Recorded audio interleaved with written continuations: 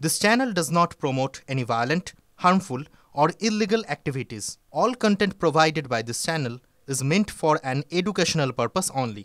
এই যে সাগর দত্ত হাসপাতালে যখন আক্রান্ত চিকিৎসক নার্সরা ঠিক তখনই জুনিয়র ডাক্তারদের হুঁশিয়ারি দিলেন তৃণমূল বিধায়ক হুমায়ুন কবির।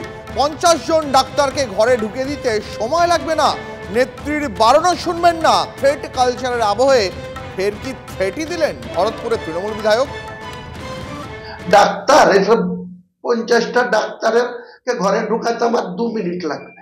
যত মহামিছিল করবে এরা যদি 1000 লোকের মিছিল করে, আমি তার পরের দিন 5000 লোকের মিছিল করবো, যে ওদেরকে ঘিরে ওখানে রেখে দেবো মেডিকেল কলেজ। হিম্মত থাকে তো আমার সাথে লড়বে, মেডিকেল কলেজ ঘেরাও করে রাখবো। আমার নেত্রী আমাকে নিষেধ করবে, কিন্তু তাও শুনবো না। আমার অধিকার খর্ব হলে আমি কোনো জায়গাতে আপোষ করবো না। এত বড় সাহস কোথা থেকে পাই, কার মদতে পাই? আমার এগেনস্টে এফআইআর করার হিম্মত কোথা? নজর রাখবো বীরভূমের দিকে। বীরভূমে শাসকের ঘর এবার কি একটু স্বস্তির হওয়া? অনেকে অবশ্যই আবার সন্ধির ছোঁয়া হিসাবেও দেখছেন, কারণ বহুদিন পর মুখোমুখি জেলার 2 বড় নেতা।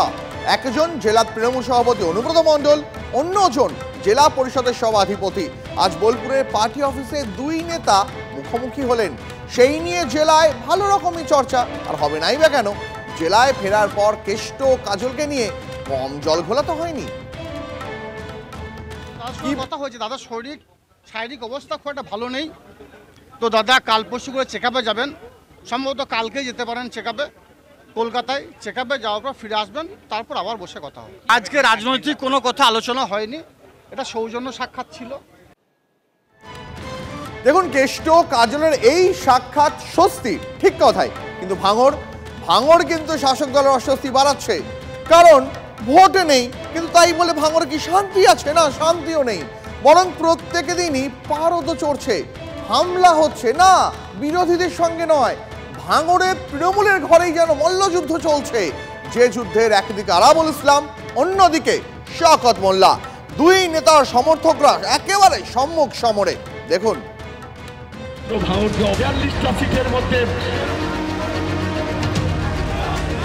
একজন তৃণমূল বিধায়ক ও দলের পর্যবেক্ষক, অন্যজন খাতায় কলমে ভাঙড় 2 নম্বর পঞ্চায়েত সমিতির সভাপতি ও একসময় দলের তাজা নেতা। ভাঙড়ে সেই আরাবুল শওকত জোর যুদ্ধ। বিরোধীরা নয়, ভাঙড়ের তৃণমূলের শত্রু যেন তৃণমূলই। কারণ প্রকাশ্যে আরাবুল ও শওকত গোষ্ঠী দ্বন্দ্ব চরমে। মাসখানেক আগে জামিনে জেল মুক্তি হয়েছে আরাবুল ইসলামের। জেল থেকে ফেরার পর চুপচাপ থাকলেও তার অনুগামীরা সোশ্যাল মিডিয়া সুর চড়াচ্ছিলেন। গত বুধবার ভাঙড়ে বিজয়গঞ্জ বাজারে কর্মী সভা থেকে আরাবুল গোষ্ঠীকে হুঁশিয়ারি দেন শওকত অনুগামী।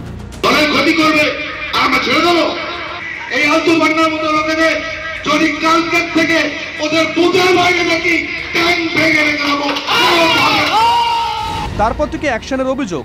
বৃহস্পতিবার বিকেলে ভগবানপুরের সাতুলিয়া অঞ্চলে আরাবুল ও তার অনুগামীদের ওপর হামলার অভিযোগ ওঠে। শুক্রবার রাতে ভোজেরহাটে আরাবুলের ছায়াসঙ্গী লালবাবু মোল্লার অফিস ও বাড়িতে হামলার অভিযোগ। তারপর শওকত মোল্লাকে সরাসরি হারমাত বলে ফোঁস আরাবুলের। ভাঙড়ের মাটিতে এক হারমাত। গত পরশু থেকে শওকত মোল্লা নিজে যে আরাবুলের যেসব ছেলেরা আছে তাদের হাত ভেঙে দাও, পা ভেঙে দাও, তাদের গুড়িয়ে দাও, যে আমরা এই দলটা করব কি করব না। অবজারভার বলে যিনি দাবি করে এলাকা যেভাবে সন্ত্রাস করছে, আজকে যারা মেরেছে তারা কিন্তু কেউ ভাঙড়ের ছেলে নয়।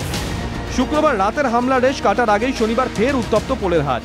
পাচুরিয়া এলাকায় আরাবুল অনুগামী বাসন্তী মণ্ডল ও তার পরিবারকে মারধরের অভিযোগ শওকত অনুগামীদের বিরুদ্ধে। শওকত মোল্লা বলে দিয়েছে যে ওদেরকে আরাবুলের লোককে যেখানে দেখবি সেখানে মারবি, মেরে ফেলে দিবি। উনি একটা সন্ত্রাসী, আতঙ্কবাদী। এক কথায় ভাঙড়ে সম্মুখ সমরে আরাবুল ও শওকত গোষ্ঠী। যদিও তৃণমূল বিধায়কের অনুগামীদের পাল্টা কটাক্ষ। আরাবুল শুধু টাকা করে নাচে, তো টাকা পাচ্ছে না, পাগল হয়ে গেছে।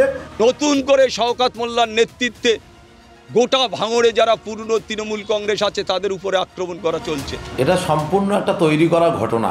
দল যখন তাকে কর্নার করেছে, জেল খেটেছে, এরকম একটা মুহূর্তে সে একটা ম্যানমেড তৈরি করার চেষ্টা করছে। ওরই তৈরি করা একটা খেলা।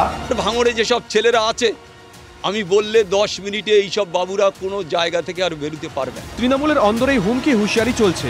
ভাঙড় আছে ভাঙড়েই। গোষ্ঠীদ্বন্দ্বের এই আগুন কি নেভাতে পারবেন শীর্ষ নেতৃত্ব? সত্যজিৎ মণ্ডলের রিপোর্ট, TV9 বাংলা। ত্রাণ নিয়ে গেছিলেন পুরমন্ত্রী ফেরাহাদ হাকিম, কিন্তু সেই ত্রাণ কি ভুক্তভোগীদের কাছে পৌঁছলো?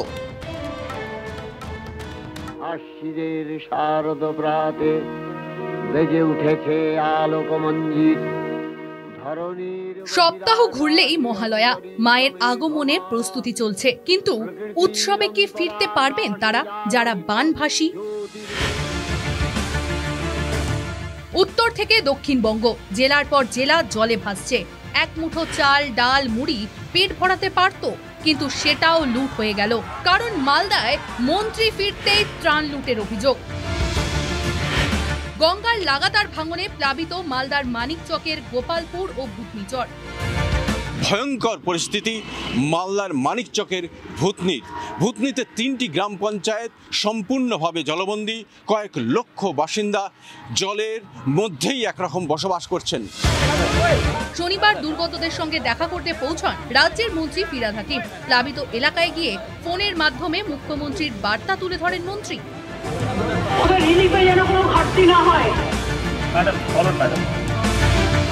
ফোন বার্তায় জেলা শাসককে ত্রাণ বিলি নিয়ে নির্দেশ দেন মুখ্যমন্ত্রী। ফিরহাদ হাকিমও জানান তিনি ত্রাণ সঙ্গে নিয়েই এসেছেন।